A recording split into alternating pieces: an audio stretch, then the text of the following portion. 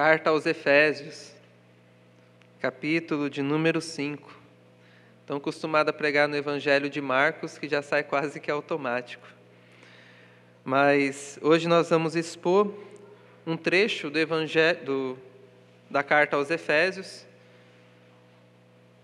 capítulo de número 5, a partir do verso 21. E nós vamos refletir sobre o tema a sujeição recíproca no lar.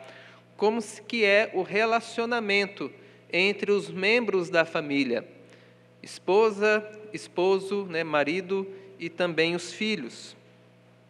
E para isso nós vamos ouvir a leitura da palavra de Deus na carta do apóstolo Paulo à igreja de Éfeso, capítulo 5, a partir do verso 21, que nos diz assim: aquela que é infalível, inerrante e autoritativa palavra de Deus. Sujeitem-se uns aos outros no temor de Cristo. Esposas, que cada uma de vocês se sujeite ao seu próprio marido como ao Senhor. Porque o marido é o cabeça da esposa, como também Cristo é o cabeça da igreja, sendo ele próprio o Salvador do corpo. Como, porém, a igreja está sujeita a Cristo, assim também a esposa se sujeite em tudo ao seu próprio marido. Verso 25. Maridos, que cada um de vocês ame a sua esposa, como também Cristo amou a igreja e se entregou por ela, para que a santificasse, tendo-a purificado por meio da lavagem de água pela palavra, para apresentar a si mesmo como igreja gloriosa, sem mancha, nem ruga, nem coisa semelhante, porém santa e sem defeito. Assim também o marido deve amar a sua esposa como ama o próprio corpo. Quem ama a esposa ama a si mesmo, porque ninguém jamais odiou o seu próprio corpo. Ao contrário, o alimenta e cuida dele, como também Cristo faz com a igreja, porque somos membros do seu corpo. Eis porque o homem deixará o seu pai e a sua mãe e se unirá à sua mulher, tornando-se os dois uma só carne. Grande é este mistério, mas eu me refiro a Cristo e à igreja. No entanto, também quanto a vocês, que cada um ame a própria esposa como a si mesmo, e que a esposa respeite o seu marido. Capítulo 6, verso 1 diz: Filhos, obedeçam seus pais no Senhor, pois isto é justo. Honre o seu pai e a sua mãe, que é o primeiro mandamento com promessa, para que tudo corra bem com você, e você tenha uma longa vida sobre a terra. E vocês, pais, não provoquem os seus filhos à ira, mas tratem de criá-los na disciplina e na admoestação do Senhor. Amém. Que o Senhor, meus irmãos, aplique a sua palavra em nossos corações e vamos ter mais um momento de oração, pedindo para que o Senhor nos dê o entendimento acerca da sua palavra. Oremos. Soberano Deus e grandioso Pai, como não temer e tremer diante do Senhor, aquele que é o Deus vivo e verdadeiro e todo-poderoso, aquele que em 6 dias criou tudo o que os nossos olhos veem e até mesmo as coisas invisíveis. Quão grandioso é o Senhor! E nós estamos diante de Ti nesse momento, diante da Tua palavra que é viva e eficaz, mais penetrante que espada de 2 gumes. Nós estamos diante da Tua palavra que pode discernir as intenções do nosso coração. Por isso nós suplicamos para que mais uma vez o Senhor nos dê um entendimento acerca da Tua palavra, que o Teu Santo Espírito nos conduza neste momento de adoração, que nós realmente venhamos nos curvar diante da grandeza do Senhor. Amém. Que a Tua palavra, ó Deus, venha de encontro com as nossas necessidades, que ela venha cair num solo fértil e produza frutos de justiça, de paz, de mansidão, que glorifique e exalte o nome do Senhor. Nos ajude, ó Deus, porque dependemos inteiramente do Senhor para isso. Amém. A sujeição recíproca no lar, a sujeição que nós temos uns com os outros dentro do contexto da família. Este é o tema que nós vamos desenvolver aqui nessa noite. E, meus irmãos, hoje os papéis e funções dos membros da família são grandemente distorcidos. A sociedade atual entende que não existe distinção entre as funções dos homens, das mulheres e também de muitas crianças. Entre os membros da família, até mesmo o conceito de família tem sido discutido. É discutido se realmente a família tradicional, um homem, uma mulher e os seus filhos, se somente isso é família. Aliás, família dentro do contexto da revelação bíblica é um homem e uma mulher unidos no matrimônio pelo Senhor. É um homem e uma mulher que juram fidelidade um ao outro até que a morte os separe. Dentro do conceito de família revelado para nós na Sagrada Escritura, não é necessário nem mesmo ter filhos para que seja uma família. Um homem e uma mulher em um relacionamento diante de Deus, com o compromisso de serem fiéis uns aos outros, nós já temos uma família constituída por conta disso. Porque esta é a revelação de Deus para nós a partir de Gênesis, quando Ele cria o homem e, para ser uma auxiliadora idônea, cria também a mulher e os une em família e os une para a glória do seu nome. O objetivo dessa família é glorificar ao Senhor, é obedecer à palavra do Senhor, é multiplicar e gerar frutos, sim, mas é obedecer à voz do seu Deus. Os filhos são bênção dessa relação e desse matrimônio. São bênçãos que o Senhor dá. E assim nós entendemos o contexto de família revelado pela Sagrada Escritura. Esse contexto, esse conceito de família, ele é tão comum que faz parte de algo natural da humanidade. Mas hoje, meus irmãos, nós vivemos dias que até mesmo aquilo que é mais natural, aquilo que é mais básico, ele vem sendo atacado. Hoje já temos propostas de famílias diversas. E você está cansado de ouvir isso, através das mídias, através de tudo aquilo que está sendo exposto aos nossos olhos. Televisão, cinema, trabalho, a gente está envolto de toda uma rebelião contra o Senhor e as suas ordens. E hoje nós vamos ver que a palavra de Deus afirma sobre família, em especial como deve ser o relacionamento entre os membros da família. Como que a esposa tem que tratar o marido, como o marido tem que tratar a esposa, como que fica os filhos diante dessa relação. E para isso nós vamos observar o texto da carta aos Efésios. O autor dessa carta é o apóstolo Paulo, que possivelmente estava preso em Roma quando escreveu. E ele vem ressaltar aqui o seu tema principal, é as riquezas espirituais que o povo de Deus possui, estando unidos a Cristo. Para isso, ele faz a doutrina da graça ficar evidente no capítulo 1 até o capítulo 3. Depois nós vemos o chamado para nós andarmos como corpo de Cristo, do capítulo 4 até o capítulo 6. Vemos o chamado para andar em santidade e cheios do Espírito Santo, de forma pessoal e individual. E a partir do capítulo 5, verso 21, que nós acabamos de ouvir, nós vemos esse chamado para viver o Evangelho da Graça dentro das nossas famílias. Então, o contexto aqui dessa carta, ela foi enviada para ela ser lida de uma forma total na igreja. Nós, normalmente, para fazermos a exposição, nós separamos um bloco de texto. Mas essa carta, o objetivo dela primeiro era para ser lida ela inteira diante da igreja, como no culto público solene como este.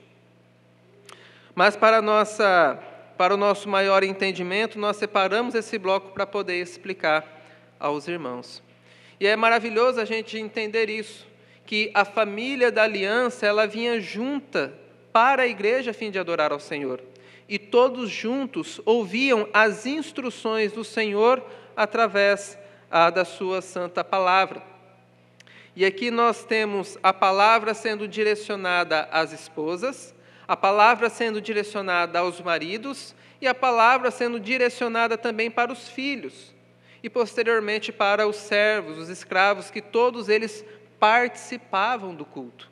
Todos eles recebiam as instruções do Senhor de uma forma prática para viver em santidade.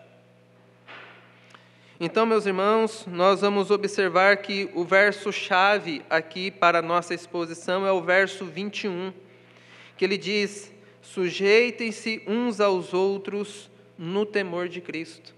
E a partir daqui ele vai mostrar que as esposas devem se sujeitar aos maridos, os maridos devem se sujeitar às suas esposas, e os filhos devem se sujeitar também aos seus pais. Por isso que esse verso 21 aqui, ele é o verso de ligação que ele vai ligar todos os temas a ele, mostrando que a sujeição faz parte da vida cristã, de como nós vivemos o Evangelho. Para isso, meus irmãos, eu preciso ressaltar um ponto importante, que para poder colocar em prática esse conceito, esse princípio, é necessário que seja alguém que já nasceu de novo, que já está em plena comunhão com Cristo, que já recebeu o Evangelho da graça, que já se arrependeu dos seus pecados e agora quer viver humildemente com o seu Deus. Se você não tem o Espírito Santo de Deus, de forma alguma, você vai colocar isso em prática, porque você precisa passar pelo novo nascimento primeiro. Esse é o padrão revelado da palavra de Deus para aqueles que foram transformados pelo poder do Evangelho. Então, aqui nós já estamos numa parte da carta que ele está aplicando a tudo aquilo que ele já desenvolveu. Ele está aplicando que nós fomos salvos através de Cristo, mas por graça somente nós recebemos isso. Que nós devemos viver em obediência ao Senhor, mas essa obediência é feita através da nossa comunhão íntima com o Espírito Santo. E a partir disso, então, ele vai aplicar as verdades do Evangelho. E a primeira pessoa que ele aponta aqui, a primeira personagem, o primeiro grupo de pessoas, são as esposas.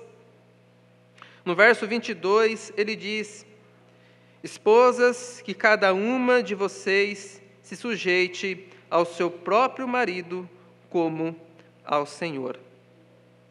É interessante nós observarmos, meus irmãos, que a submissão ela não é a qualquer homem, nem mesmo às pessoas queridas. Essa sujeição que lhe é devida, mas sim para o seu próprio marido.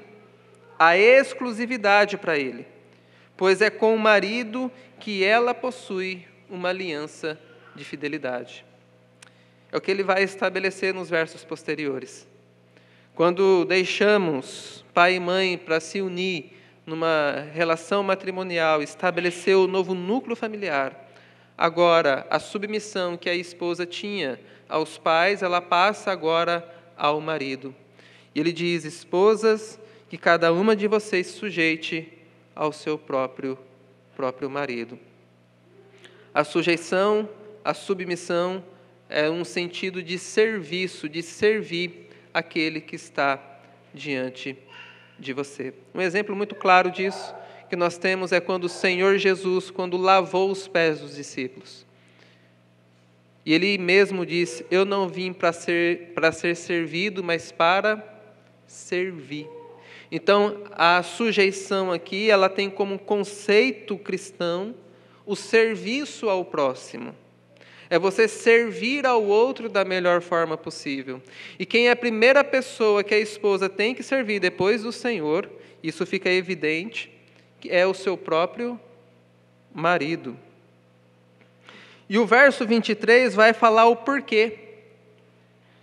Veja só, o verso 23 diz: a razão pela qual ela deve submeter ao seu marido. Porque o marido é o cabeça da esposa, como também Cristo é o cabeça da igreja, sendo ele próprio o salvador do seu corpo. Meus irmãos, isso aqui é algo fenomenal. Porque o marido, ele está numa posição de liderança da família, não porque ele tomou esse lugar por usurpação, não porque foi ele mesmo que se colocou ali, mas foi porque o Senhor o estabeleceu como líder da casa. E veja que o objetivo disso é que ele é o salvador do corpo. Ele é aquele que vai providenciar a sua subsistência, tanto física como espiritual. Por isso que a sujeição a ele é devida. E somente a ele, não a nenhum outro como igual a ele. Assim como o homem também, ele deve amar todo mundo, porque esse é um mandamento cristão, que nós devemos amar o nosso próximo. Mas quem é a pessoa específica que o marido tem que amar? A esposa. Quem que é o alvo principal do amor do marido? A esposa. Assim também a questão da sujeição entre as irmãs e as esposas. O marido é o cabeça da esposa. O marido possui uma autoridade concedida por Deus. Foi o Senhor que o estabeleceu como líder e esposo no lar. A linguagem aqui estabelecida para a cabeça significa que ele governa, quem é responsável, e isso é algo que ele não tomou para si, mas é um dever que Deus estabeleceu para ele. Então, irmãs no Senhor, busquem compreender isso. Deixe com que o seu marido governe, lidere o seu lar naquilo que não está sendo pecado contra Deus. É natural das mulheres querer tomar a direção, é natural das mulheres querer mandar sobre o seu marido, porque isso é um efeito do pecado. Mas através da força do Espírito Santo, você consegue submeter ao seu marido e poder servir ele, mesmo muitas vezes não se sentindo amada, mesmo muitas vezes ainda não se sentindo querida, porque é assim que nós evidenciamos a nossa fé. É mesmo sendo contrariado ainda servir e amar o nosso próximo. Como que a esposa vai amar o seu marido? Servindo ele. Mesmo morrendo de ódio, morrendo de raiva, querendo matar, querendo esganar ele, é ir lá e fazer a janta para o miserável. Sem colocar um tempero diferente. Entende? É fazer isso ainda com amor. Porque isso é servir, é estar sujeito, é você cumprir com as suas obrigações independente do outro. Talvez você diga, mas como eu vou fazer isso? Sujeitando e respeitando o seu marido, isso vai estar no verso 33, que a esposa respeite o seu marido.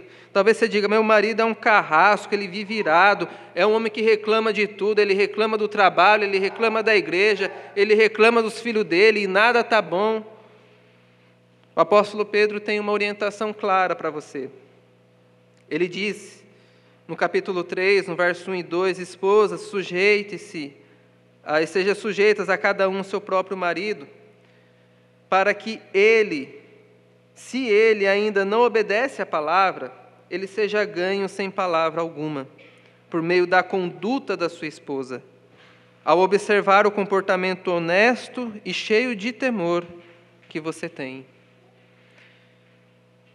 Se o seu marido, ele não ama você como você acha que ele deveria amar, se ele trata você com dureza, com aspereza, com palavras duras, entenda que o seu dever ainda continua sendo o mesmo, de servir e sujeitar a Ele, porque isso é a vontade do Senhor. E você só vai conseguir fazer isso na dependência do Senhor, entendendo o Evangelho de Cristo Jesus, que Ele nos amou quando nós éramos ainda pecadores, quando éramos os seus inimigos, quando ainda blasfemávamos contra Ele. Ele viu o nosso estado de desgraça e nos redimiu da nossa situação. Talvez você ainda diga, eu casei com o meu marido pensando que ele era um cristão, mas ele mal lê a Bíblia, odeia toda vez que eu falo de assuntos espirituais. E a palavra que nós temos nessa noite para você, querida irmã, é que ninguém realmente pode mudar o seu marido senão o Senhor. Não é pela sua muita insistência no falar que ele vai mudar. Somente Deus pode transformar as vidas e os corações. O que compete a você é ser uma serva fiel, que teme ao seu Deus e ande humildemente com o seu Deus. É isso que Ele requer de você. É que mesmo sendo contrariada, você vai fazer aquilo que tem que fazer, não porque o outro merece, mas porque você é uma serva que teme ao Senhor e que busca fazer a sua vontade. Porque tão somente você crê no Evangelho de Cristo Jesus. Saiba que antes de você ser uma esposa e uma mulher do lar, você é uma serva que teme a Deus. Antes de qualquer coisa, você é alguém que foi redimida pelo sangue de Cristo. E isso é o que te dá condições de viver em humildade e mansidão dentro do seu lar. A sua luta não deve ser contra o seu marido, mas sim contra o seu pecado, que não deixa você servir quem não merece. E essa é uma batalha constante no nosso coração. Eu não vou fazer nada para ele porque ele não merece isso. Ele não merece o meu cuidado, a minha atenção, o meu esforço. É isso que nós alimentamos no coração. Mas é aí que está a forma como nós lidamos, que nós fazemos como para o Senhor e não como para os homens primeiramente. Nós vivemos diante do nosso Deus. Então, o grupo de pessoas que nos é dirigido aqui é as esposas, e a partir do verso 25, como nós vemos, ele vai falar acerca dos maridos. E aí, como você pode observar, o texto fica bem grande, né? Parece que a carga é um pouco pesada em comparação com os versos acerca das esposas. E ele diz: maridos, que cada um de vocês ame a sua esposa, como também Cristo amou a igreja e se entregou por ela, para que a santificasse, tendo-a purificado por meio da lavagem de água pela palavra. O primeiro verso que nós observamos aí é que o marido, ele deve amar a sua esposa. E o amor, ele está relacionado aqui com o serviço também. O amor é mais uma ação do que um sentimento, pela definição bíblica. Por exemplo, quando nós vamos em 1 Coríntios capítulo 13, o amor tudo suporta, tudo espera. O amor é paciente. Então nós vemos as qualidades do verdadeiro amor. E é esse tipo de amor que é exigido dos maridos para com a sua esposa. O amor bíblico não é um mero sentimento, mas sim uma ação. E essa ação de amar deve ser algo exclusivo para a esposa. Os maridos são chamados aqui para amar fielmente a esposa de uma forma especial. E aqui está, meus irmãos, algo que é um desafio para os maridos também. Porque não é somente ele que peca, mas a sua esposa também peca contra ele. E quando ele vê que ela tem falhado em muitas coisas ou em algumas coisas, ele fica chateado com isso, ele tem dificuldade de demonstrar o mesmo apreço. Ele tem dificuldade também de servir a sua esposa. Para ele é mais fácil servir a um estranho do que a sua esposa que o ofende constantemente. Por isso que ele é chamado aqui a amar exclusivamente a sua esposa. O que as esposas devem entender acerca do seu marido, o marido tem que ter esse entendimento que a esposa dele deve olhar para ele dizendo: olha, ele compartilha, ele ama muitas pessoas, ele é carinhoso com um monte de gente, mas especialmente comigo é diferente. Ele demonstra um cuidado maior com a minha vida do que a vida de qualquer outro. Esse deve ser o entendimento.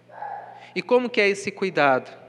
Nós vamos ver aqui através da palavra do Senhor a finalidade.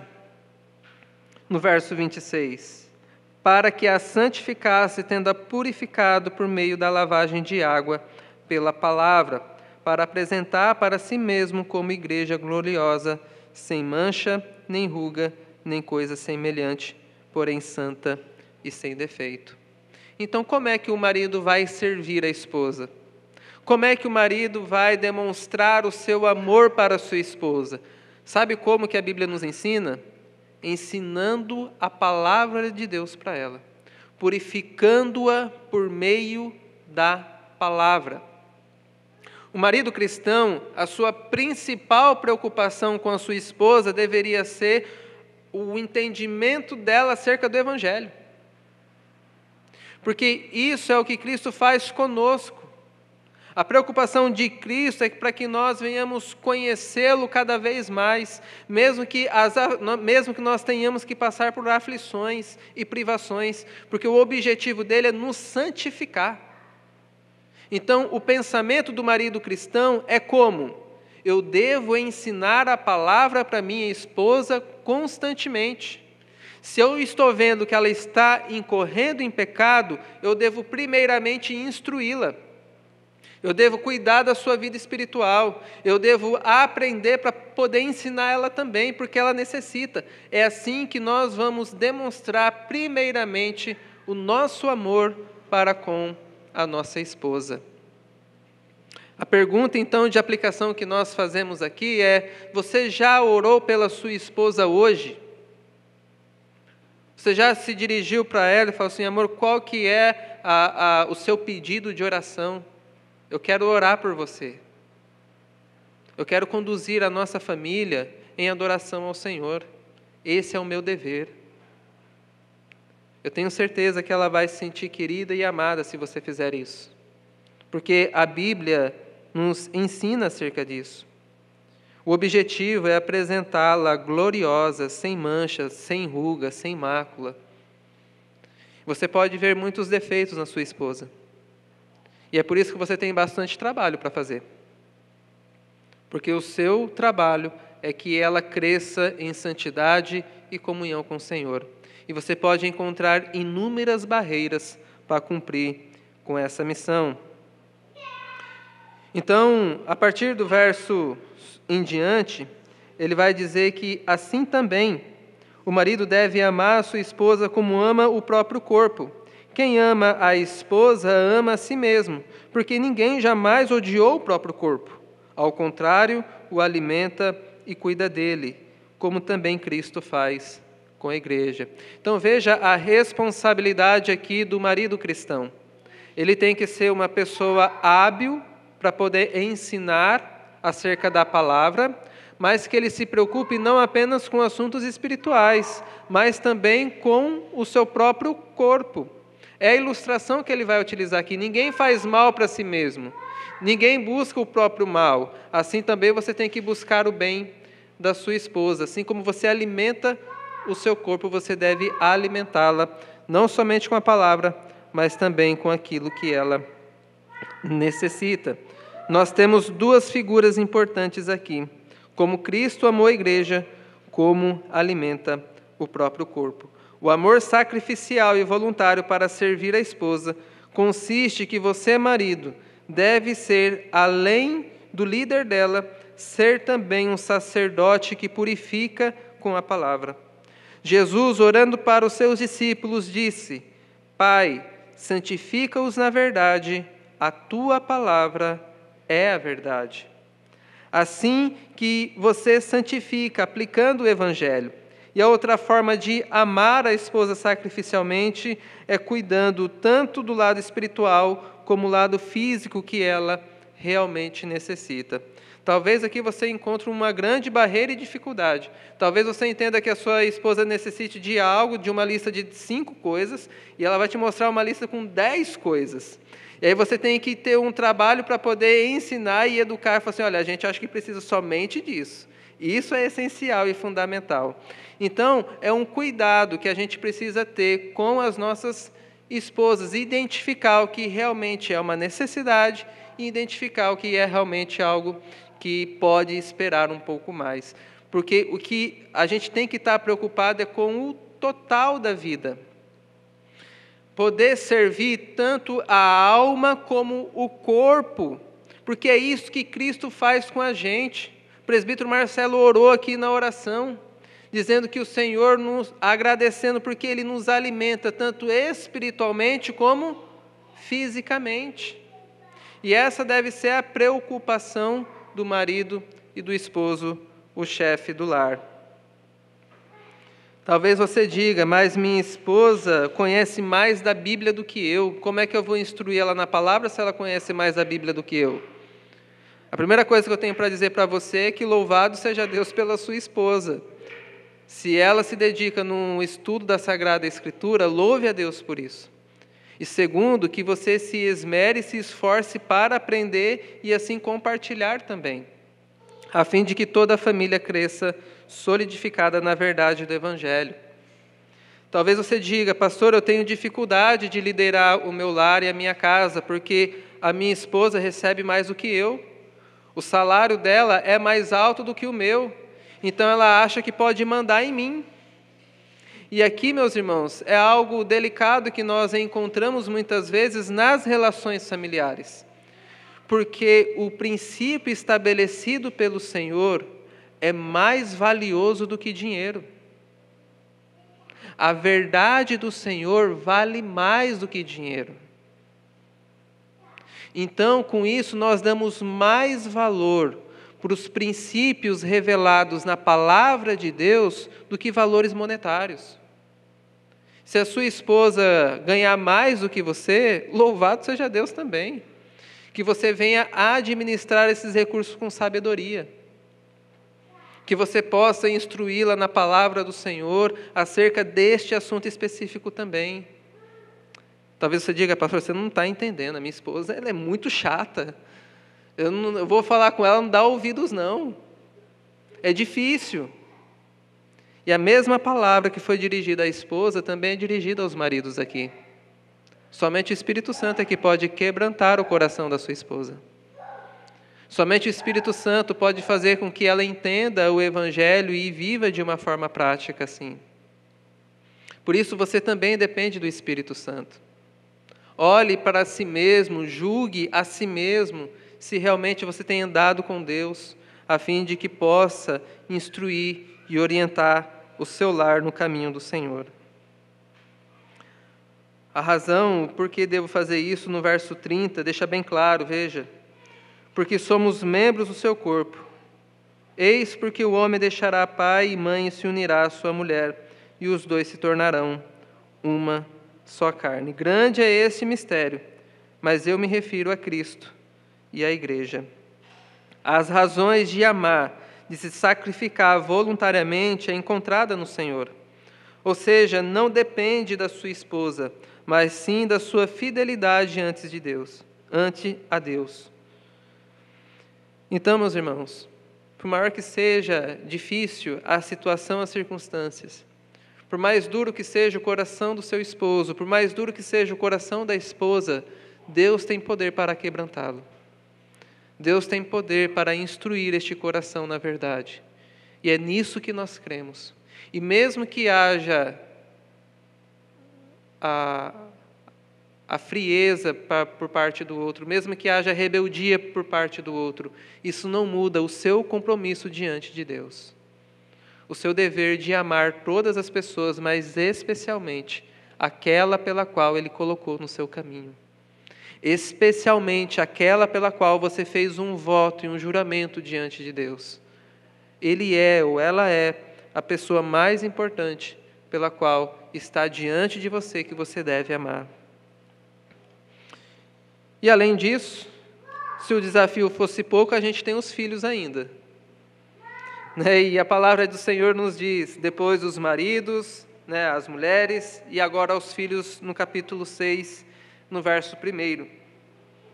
Filhos, obedeçam seus pais no Senhor, pois isso é justo. Honre o seu pai e a sua mãe, que é o primeiro mandamento com promessa, para que tudo ocorra bem com você e que você tenha uma longa vida sobre a terra. Então veja que o relacionamento de obediência, de serviço, de prestação de serviço é visto nos 3 casos, tanto para a esposa, como para o marido e agora para os filhos. E os filhos devem obedecer, devem honrar, devem sujeitar aos seus pais no Senhor. E nós vemos aí alguns motivos pelo qual o filho deve fazer isso. Primeiro, porque é justo.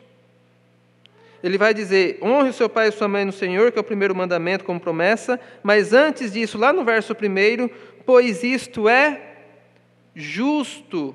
Existe justiça nisso. Os filhos nunca pagarão os bens que os pais lhe fizeram. Você nunca vai retribuir tudo que o seu pai e sua mãe fez por você. Então, a obediência aos pais, ela é justa. A honra aos pais, ela é justa diante de Deus. Essa é a primeira razão. A segunda razão é que é um mandamento do Senhor. Ele vai dizer que é um mandamento, e o primeiro mandamento que possui uma promessa anexada, que é ter uma longa vida sobre a terra. Então veja, é justo, é mandamento e tem promessa. A finalidade disso, para que obedecer aos meus pais, é que tudo possa ir bem na sua vida. Nenhum pai, nenhuma mãe que seja minimamente inteligível, coerente, vai desejar o mal para os filhos. Todo pai, toda mãe quer o melhor do mundo para os seus filhos. Tanto que se algum mal lhe ocorre sobre o filho ou a filha, o pai e a mãe ficam uma fera, porque eles querem o bem para os seus filhos. Por isso que é a sabedoria de Deus, os filhos obedecerem aos seus pais. Seus pais já têm mais tempo de vida, de experiência do que você. Seus pais já passaram por muitas provações pela qual você nem imagina, para poder cuidar e sustentar você. Então, além de ser justo, há mandamento com promessa diante de Deus acerca disso. O rei Salomão, quando foi assumir o reinado em Israel, no primeiro livro de Reis, no capítulo 3, nós vemos as instruções do Senhor que foi dada a ele. E nos diz assim: se você andar nos meus caminhos e guardar os meus estatutos e os meus mandamentos, como fez Davi, o seu pai, eu prolongarei os seus dias. Então veja que há promessa da parte de Deus para filhos que são obedientes. Agora, principalmente, para quem teve experiência aí com criança, principalmente pequena, é fácil os filhos obedecerem? Claro que não é fácil. É fácil os filhos honrarem os seus pais? Quantas vezes os pais repetem a mesma instrução para os filhos? 1 milhão de vezes. E mesmo assim está lá fazendo besteira. Porque os filhos também precisam das misericórdias do Senhor para honrar os seus pais, para obedecer os seus pais. Porque sem o Senhor, tudo isso daqui, como eu disse a princípio, não vai servir para nada. Não vai conseguir colocar em prática. A esposa não vai submeter o marido não vai amar a esposa, o filho não vai respeitar pai e mãe. Se não tem um Senhor, meus irmãos, está tudo perdido. Então nós vemos que existe promessa para aqueles que obedecem aos seus pais. Mas a função dos filhos é só obedecer? Dentro da relação familiar, quem tem menos autoridade são os filhos, porque eles estão sob a autoridade do pai e da mãe. Todavia, os filhos também têm direitos, principalmente os filhos da aliança. Então nós vemos a partir do verso 4, e vocês pais não provoquem os seus filhos à ira, mas tratem de criá-los na disciplina e na admoestação do Senhor. Os filhos, eles devem ser amados e educados no caminho do Senhor. Se o seu filho, ele nasceu dentro do contexto de uma igreja saudável, é porque Deus o colocou ali. Uma coisa que os pais têm que entender, e isso independente da idade, é que os filhos, antes de serem nossos, eles pertencem ao Senhor. É uma dádiva do Senhor, é um presente de Deus. Nós só estamos educando para Deus, não é nem para a gente, para que eles sejam instrumentos de Deus a fim de abençoarem outras pessoas. Mas os filhos não são nossos, eles são primeiramente do Senhor.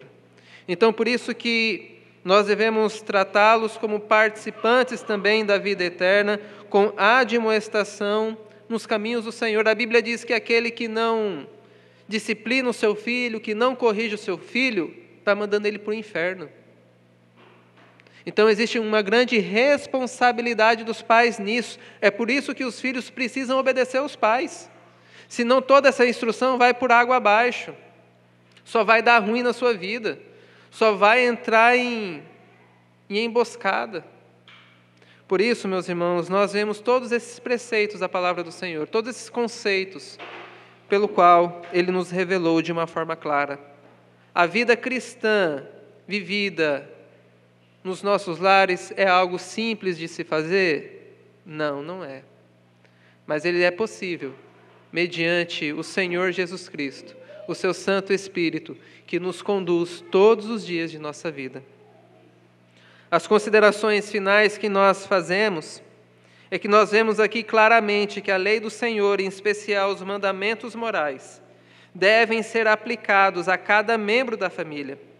Não há distinção entre o povo da antiga aliança, do Antigo Testamento, com o da nova aliança nessa questão. A lei moral do Senhor, ela é aplicada aqui à vida da igreja. Por isso que nós entendemos a amplitude do mandamento. E outro conceito importante que nós devemos observar, para poder finalizar, é que se o Senhor não for visto como Senhor e Rei no seu lar, o Rei da sua casa, da sua vida, da sua família, de forma alguma nós iremos viver para a glória dele. Se Cristo Jesus não reinar primeiramente no seu coração, você está completamente perdido. E todos esses conceitos que nós acabamos de observar, eles não serão vivenciados por você. Porque todos nós dependemos do Senhor e do seu Santo Espírito para vivermos de uma forma piedosa que glorifique a Deus. A minha oração nessa noite é para que você e a sua família seja abençoada pelo Senhor. Que o Santo Espírito invada o seu coração, que habilite a você para viver de uma forma agradável ao Senhor, o nosso Deus. E eu concluo então fazendo a citação de Filipenses, capítulo de número 2. Tenham entre vocês o mesmo modo de pensar de Cristo Jesus, que mesmo existindo em forma de Deus, não considerou o ser igual a Deus algo que deveria ser retido a qualquer custo. Pelo contrário, ele se esvaziou, assumindo a forma de servo e tornando-se semelhante aos seres humanos. E reconhecido em figura humana, se humilhou, tornando-o obediente até a morte e morte de cruz. Por isso, Deus também o exaltou sobremaneira e lhe deu o nome que está acima de todo nome, para que ao nome de Jesus se dobre todo o joelho nos céus, na terra e debaixo da terra, e toda língua confesse que Jesus Cristo é Senhor, para a glória de Deus Pai. Amém. Que o nosso modelo seja realmente a pessoa do nosso Redentor. Que ele se esvaziou de si mesmo, assumindo a forma de servo e sendo obediente até a morte e morte de cruz. Que essa seja o nosso comportamento, que essa seja a nossa motivação pela qual nós venhamos obedecer à vontade do Senhor.